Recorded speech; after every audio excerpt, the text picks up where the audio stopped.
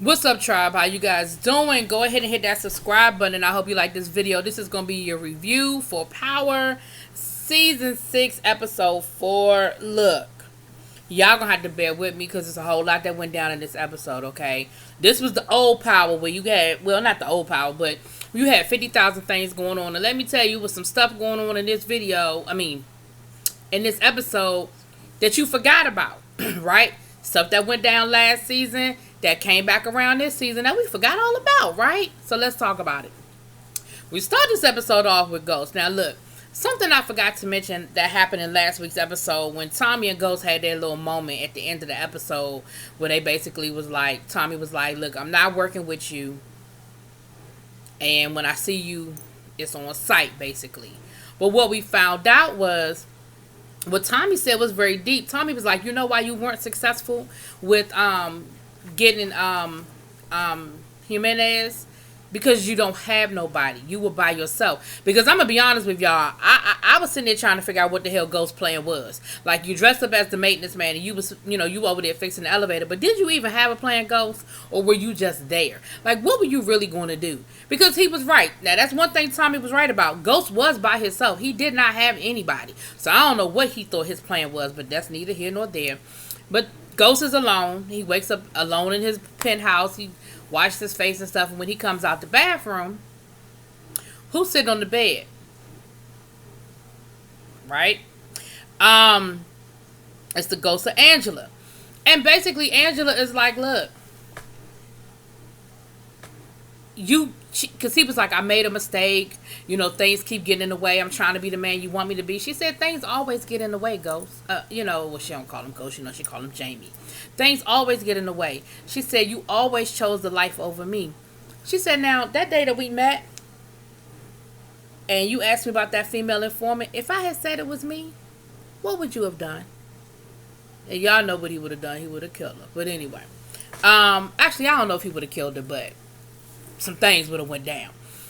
So, she said, and what about Tommy? You blaming Tommy, but if you really feel like Tommy was the reason why I died, why is he still alive? Okay. Now we go on over to Tommy. And Tommy, he with the crew, because of them being successful in their little heist last week, and them kidnapping the lady, right? The other thing I thought about with that damn kidnapping, it's no way in hell that they would have let that woman go in the bathroom by herself without a female guard. But that's a whole nother. I'm done with it. I'm just done with it. But I just thought about that one over the week. I said, you know what? Ain't no way in hell they would have let her go in that bathroom by herself without a guard. They would have. No way in hell. But neither here nor there. I might have said that in my review last week, but if I didn't, I'm adding that. But Tommy said, as our reward, we got this super shipment coming in down at the docks. I think it was an Irishman is bringing it in. He was like, so he getting his crew together. And of course, the crew was like, hell yeah, because of course they've been, money been funny with messing with Tommy these last couple of months because, Jason and the other stuff with the Jimenez and all of that. So, he's like, look, we finally got some like steady money. And we cool. Like, the money funny, we cool.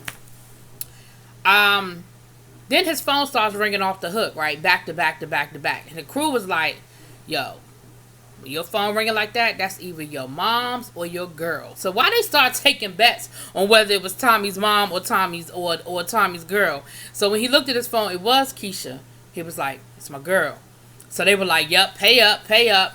She texted me about my mom's at the house. They were like, damn. So basically, you broke even because it was both of their asses bothering you. So, Tommy's mama at the apartment, honey, with Keisha. So he ain't trying to have that. His mama claimed that her house is being fumigated and she needs somewhere to stay for 2 days. Now, I don't know why Tommy ain't just put her ass up in the hotel because they don't get along for longer than 5 minutes. They get to cussing each other out, but it is what it is. And it seems like Keisha has moved into the loft. Okay. Now down to Truth. We see that Ghost is on the phone taking care of some business. He talking about signing over some paperwork, and he'll have the papers carried, messengered over. That'll come into play later. And somebody's at the door. He opens the door, and it's Proctor. And who's with Proctor? Dre. Man, Ghost about tried to kill Dre with his monogrammed pen. Proctor was like, that's probably not going to be a good look that you murder him in your office with your monogrammed pen. That's probably not your move. But he's able to calm them down enough that Proctor is like, look, they trying to get him to flip on you. They bought, but he came to me to let me know what's going on. And, basically, we got to kind of trust him. Ghost was like, I don't trust shit. Like, why do I need to trust him? And he was like, well, they have my daughter. Like, I'm telling you the truth because I need to save my daughter. And so, basically, Proctor is like, look, Ghost, they want him to work they want him to work for them, but he came to us, but this is perfect. This is a perfect opportunity. We can sort of flip it. We can sort of flip the whole situation and feed them what narrative we want them to have versus what we don't want them to know. So Ghost was like, I really don't trust you, but we're going to see how this works out. But you're going to wear a wire so I hear everything that you're saying to the feds when you're talking to them. So they work out something, and we're going to see how that work out. Now, Tasha, I guess Tate done made good on his promise, because Tasha has a space that she's getting ready to turn into. And it looks like it was a daycare that maybe didn't work out, and she's taking over the space, because it doesn't look like she's starting from scratch. It looks like, that, maybe the former occupants were trying to make it work, and they couldn't get it together.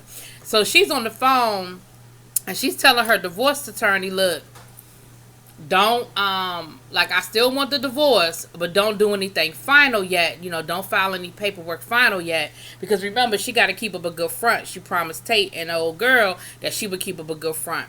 Now, while she's doing that, Mr. Chocolate walks in the door.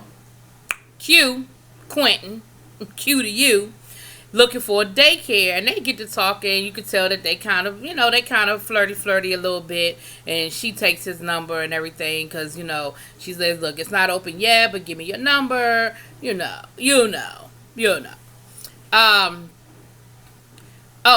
had called, I forgot to tell y'all, Jason, he had called, Ghost and was like, I need my money plus your penalty. Like, that was your penalty for, basically, not get Jimenez.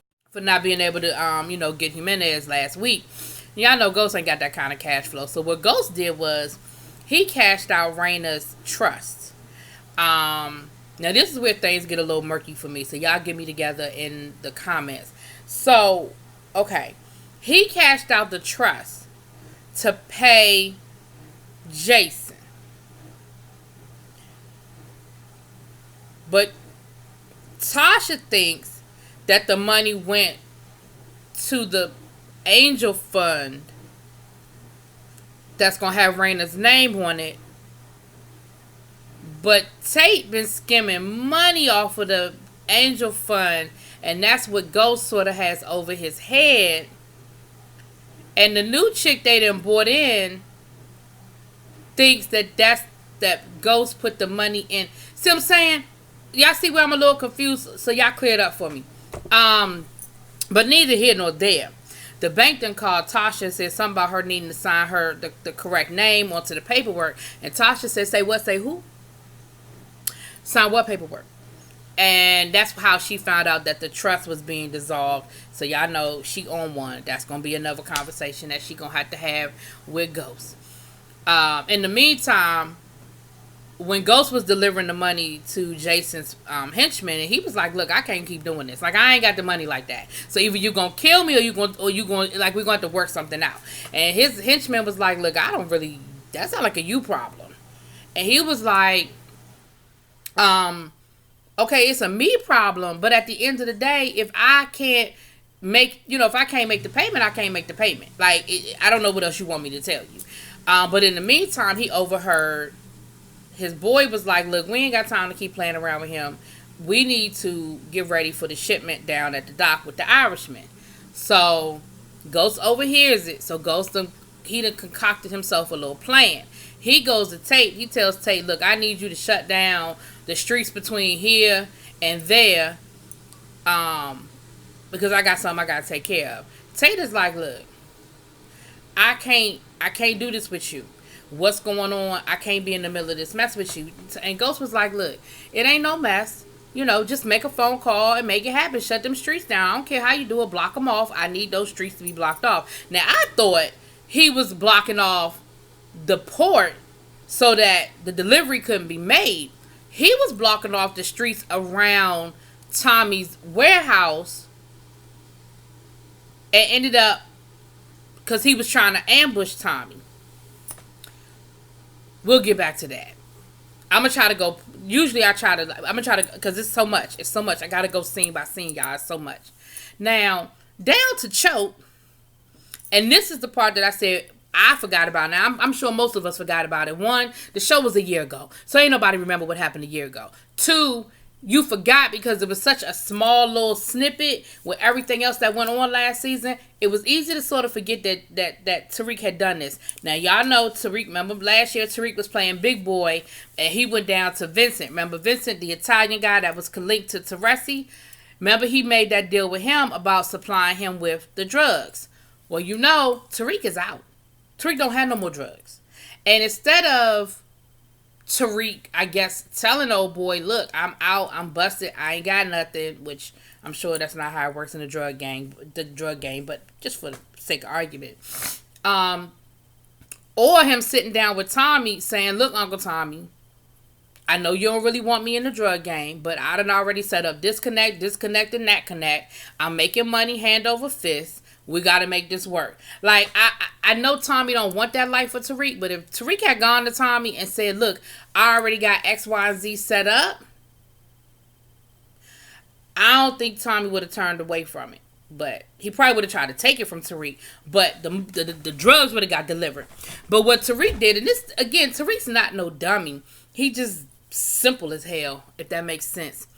Remember when he got the lift for Tommy a couple of weeks ago after Ghost shot up his car.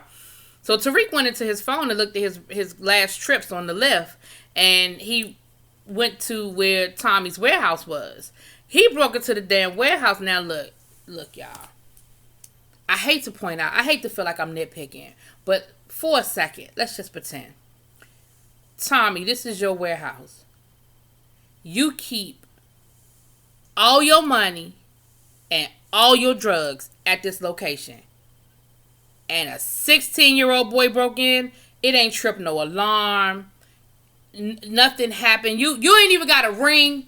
You don't even have a ring, Tommy, so you can look on your phone and look at your windows and see that somebody trying to climb in your window. All Tariq did was lift the window and climb into one of the windows. You mean to tell me you don't have no security on that building? See, that's the kind of stuff that I'm talking about, Power. Y'all playing with my intelligence. Neither here nor there. Tariq done broke in with his little duffel bag, honey, and he just loading up the duffel bag. But while he was loading up the duffel bag, the crew done came in. And the reason why this is important, because they didn't break him. They didn't bust him or anything. He got away with the drugs. But what's important is he overheard the crew basically sort of talking a little shit about Tommy. Like that Tommy got them involved in that heist, that they shouldn't have been there, that they shouldn't have been a part of the heist, that all they want to do is sell their drugs. Tommy got them in a bunch of shit that don't have nothing to do with them. And I was like, yeah, see, Tariq was hiding and he was scared to get caught, but he overheard that conversation. And don't think that Tariq ain't gonna put that in his back pocket for a later date and a later time, because he is. So Ghost gets the street blocked down, and it probably would have worked. What he was trying to do probably would have worked had it not been for the fact that Tommy still had that damn ambulance. Now, let me say this to y'all. I don't know if Ghost planned that, like knowing Tommy still had that ambulance and he planned it that way, or if he had to improvise on the plan he had set up because Tommy had that ambulance. But the street was blocked down, but because Tommy had the bogus ambulance, he was able to use that to go through traffic, because who's not going to let an ambulance through, right? And I think he was improvising, because what Ghost ended up doing was slamming his truck into the ambulance, and then he proceeded to shoot at Tommy. Now, he shot 50 bullets into that damn car, but neither Tommy nor Tommy's boy who was riding with him got hit. Now explain to me how that happened. And they were like, right, he was right up on the car. Now explain to me how that happened. But okay. But what his boy said to Tommy was, why didn't you tell me we were at war with ghosts? See, again, Tommy is losing his crew. Slowly but surely, he's losing his crew. And I really think there's gonna be I really think there's gonna be a coup. Okay? It's gonna be a coup sooner rather than later. Now, Tommy gets away, of course. But Councilman Tate didn't trust Ghost. He didn't know what Ghost had going on, but he knew it wasn't he knew it was some bullshit. And so he had remember that guy that he employed in the neighborhood? He had him following Ghost. So he ended up texting Tate to let Tate know something about to go down. You better get your boys here. So the police picked up Ghost because, of course, his truck didn't work. Tommy's big ass ambulance was able to take, go, but I mean, Ghost did ram his car. Anyway, that's another conversation. So the police take goes back to Tate, who's sitting up in Ghost's office at Trump, Lord Jesus. Whew, truth. Ghost was like, what's this? Like, what's all this about? So Tate, being who he is, he started talking his shit, talking about, I knew I couldn't trust you not to have me in nothing. I'm trying to be the governor, and you got me in the middle of some shit. You think people not going to put two and two together and figure out how you got that street clothes, blah, blah, blah. So, but Ghost flipped that shit and ended up punking him. And I'm like, Tate, you keep getting punked. The woman done punked you last week. Ghost done punked you. Tasha done punked you. You keep getting punked. What kind of governor you gonna be? And these people keep punking you. But basically, Ghost was like, look, I had some business to take care of that I didn't want to involve you in, so you wouldn't get caught in the middle. But now you done got the police involved. Don't they have families? The people that I'm trying to take care of this business with, they don't have no problem coming after families. I'm trying to keep everybody out of it. But here you go, being fast, putting yourself in the middle of something you don't have nothing to do with. And he pretty much punked Tate and then told Tate, and don't let it happen again for the most part. I said, damn. You keep thinking you got somebody's like whole car and they just keep punking you. So here come Angela again, talking to Jamie. And she was like, I didn't tell you to kill Tommy. I just asked you why is Tommy still alive. Basically, I want you to think about the fact that, think about why you haven't killed him yet. Why did I say her? You know what I mean? Like, I wasn't saying go out and kill Tommy. So anyway, and y'all know that when he see Angela, it's really just his conscience talking to him throughout this episode, but neither here nor there. Tasha and Q get the flirting again, and they get to kissing, and it's about to be down. And Tasha said, "You know what? I cannot do this. Like, hold up. I'm sorry. I ain't even try to play with you like that. But I just can't do this right now. I'm still dealing with things with my ex-husband. Blah blah blah." And he was like, "Look, I like you. I'm feeling you. Let's go out on a proper date." She was like, "All right, let's go out on a proper date." So they got a little something that they trying to spark up with that. So Proctor and Ghost are in the car while Dre goes to talk to Sax. And he basically tells Sax, look, it ain't a whole lot. I ain't got a whole lot going on. I'm back in the club, but he ain't telling me nothing. And Sax was like, well, that basically means that he doesn't trust you. And if he doesn't trust you, you can't help me. So, but what Proctor notices is, Proctor was like, why is he by himself? He said there's no reason, if this is a legit situation, there should be marshals there. Sax ain't supposed to be doing this by himself. So Proctor picks up on the fact that this is a rogue operation, that Sax is doing his own thing. But they're trying to figure out the best way to handle that news. Now, Dre goes rogue himself, and Dre says something about, he tells Sax that Ghost has found the witness and that they're going to move the witness out of town. But that was his way of tricking Sax into disclosing the location of the witness. Now, up until this point, Dre was doing what he was supposed to be doing. He kind of went rogue, but Proctor explained to Ghost, yeah, he went rogue because I told him we need to figure this out, And they did. They were able to get the address of the witness. So Ghost knows where the witness is now. He knows exactly who the witness is. Well, I think he figured out who the witness was when Dre came to see him, so he knows who it is. He remembers who she is. Now Ghost is down to the club, and who come walking up in the club but Jason and his henchmen. Now let me tell y'all what I really thought was about to happen. I thought Jason was about to tear that club up. I really did. He was, he kept complimenting the club and all this other stuff. And, Ghost he said, look, you set me up. Like, because he was like, you went to go kill Tommy. What did I tell you? If you killed Tommy, what did I tell you was going to happen? And he was like, you're right, I fell for the bait. He was like, but I'm not going to do it again. I'm not going after Tommy again. So you don't have to worry about that. And he was like, look, but if you did, I need people like you. I need people like you. You could take Tommy's place. You could be in charge of this, that, and the other, so forth and so on. Now, the whole time that Jason and Ghost are having this conversation, Dre is upstairs listening, right? Yeah, I know how Dre used to lurk back in the day at the club. Well, he back to lurking. So Dre is upstairs listening to what's going on. And Jason basically tells Ghost, look, either you going to take my offer to kill Tommy and take over, or you going to have to pay me. And Ghost was like, look, I ain't got it. Like, I'm telling you now, you getting blood from a stone. I ain't got it. And of course they did that whole threatening back and forth. And Ghost was like, look, either you going to shoot me right here in the head in the middle of my club, you know what I'm saying? Or you going to go ahead and roll out. But I don't know what else you want me to say, I almost think Ghost sort of has like a little death wish at this point, because he's just being a little, I don't know.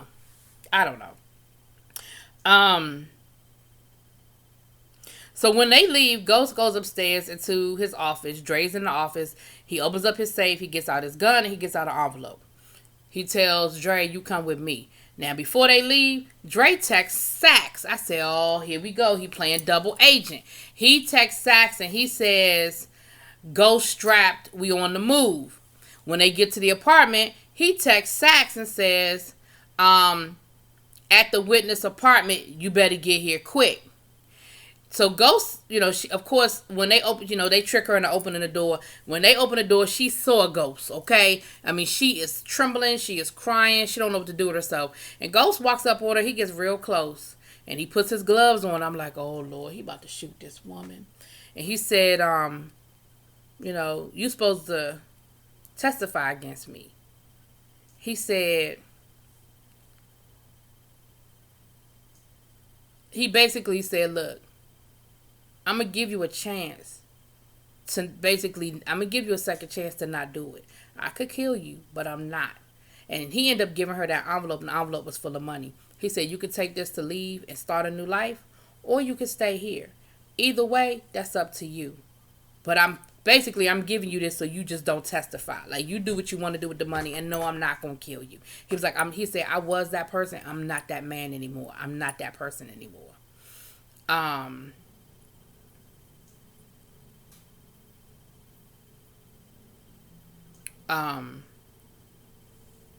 Yeah, I'm sorry, I got distracted. But yeah, he said, I'm not that person anymore.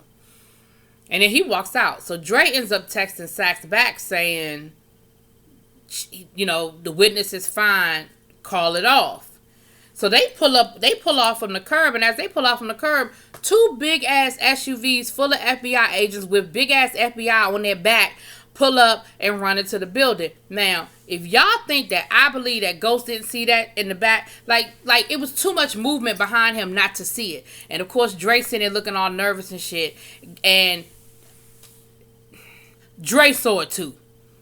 I mean, Dre definitely saw it, but I just don't believe that Ghost didn't see it. I don't believe that Ghost didn't see it. All right, y'all, let me hurry up because this is getting long. But I told y'all a lot went down. Tommy got to move this weight. He got this big ass shipment, and he, it's more than what they really can move. So he's trying to tap into, new connects or whatever. So he goes to see Vincent. And Vincent is like, he was like, look, I got this new shipment. I got this, I got that. Vincent was like, you know what? I got a good connect, and he gets me the good shit. And Tommy's like, the stuff he gets you ain't better than what I get you. He was like, let me see what you got, if you don't mind me asking.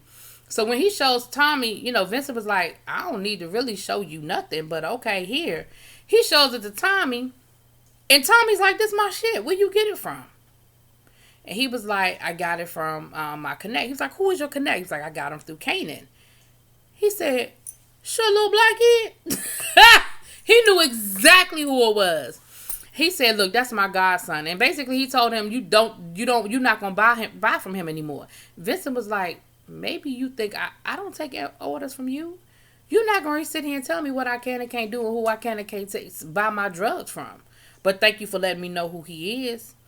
Honey,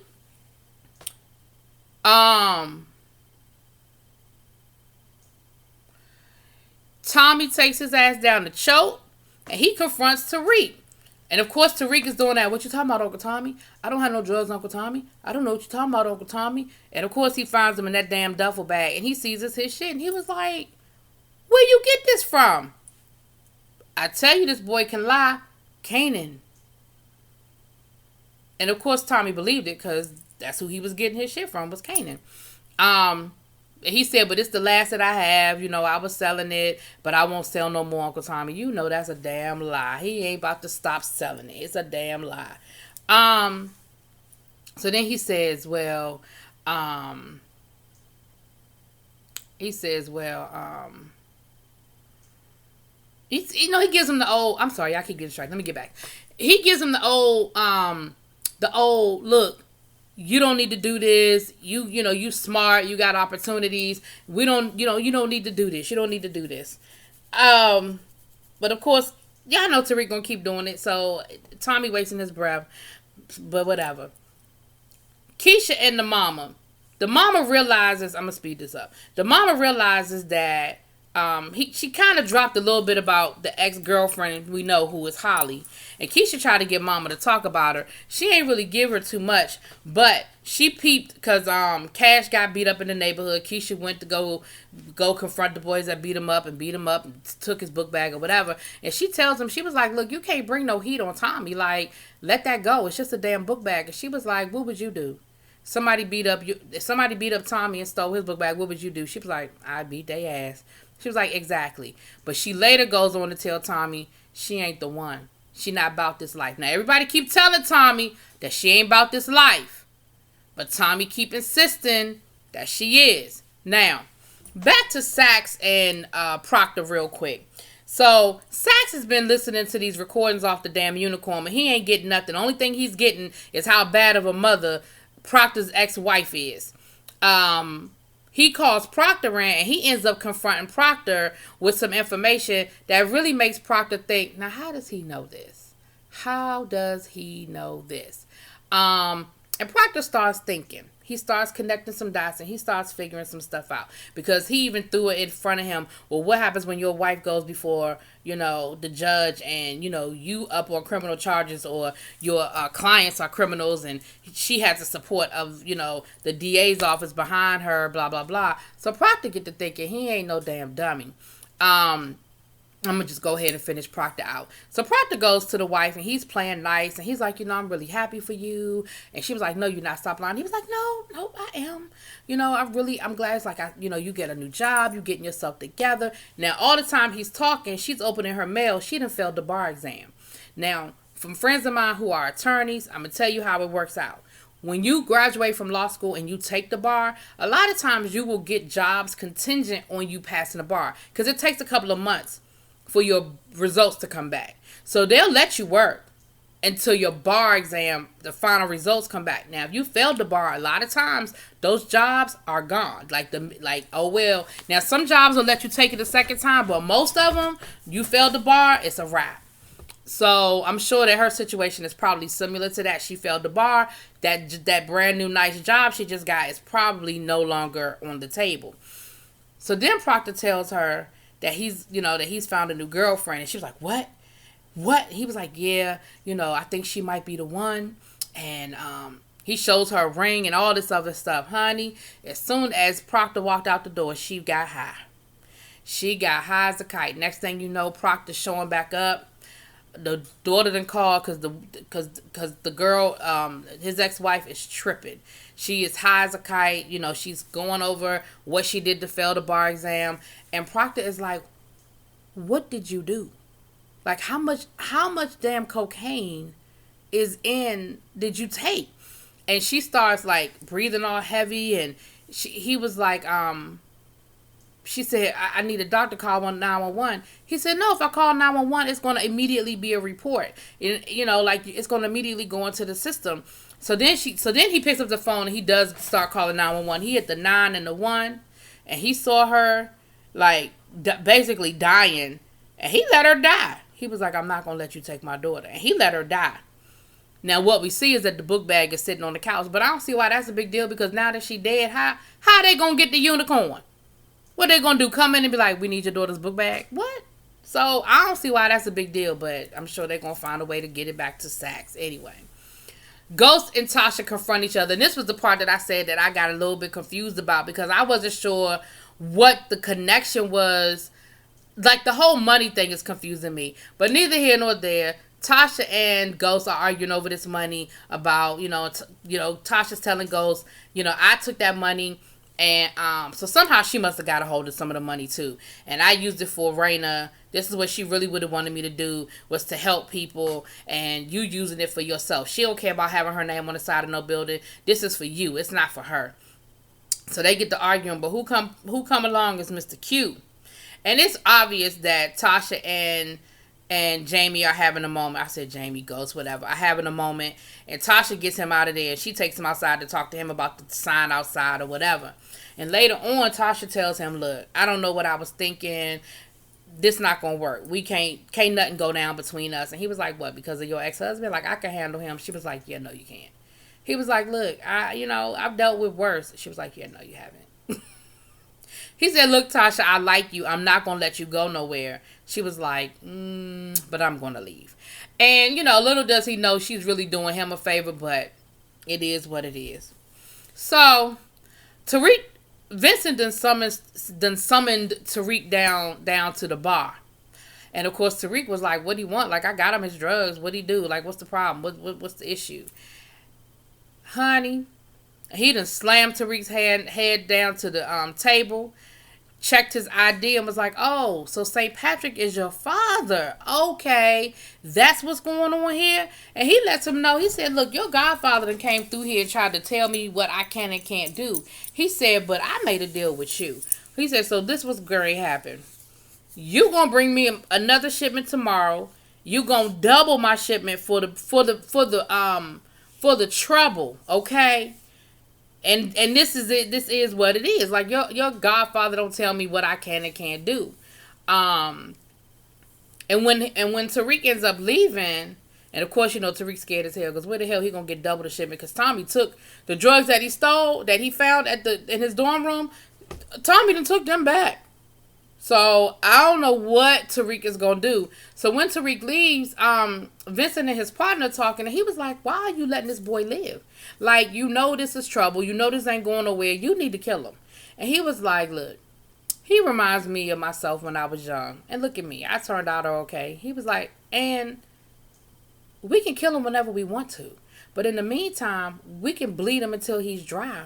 And then we'll kill him. So I'm like, Tariq, you in danger. But again, you want to play big boy games, you're going to have big boy problems. You playing big boy games, you got big boy problems.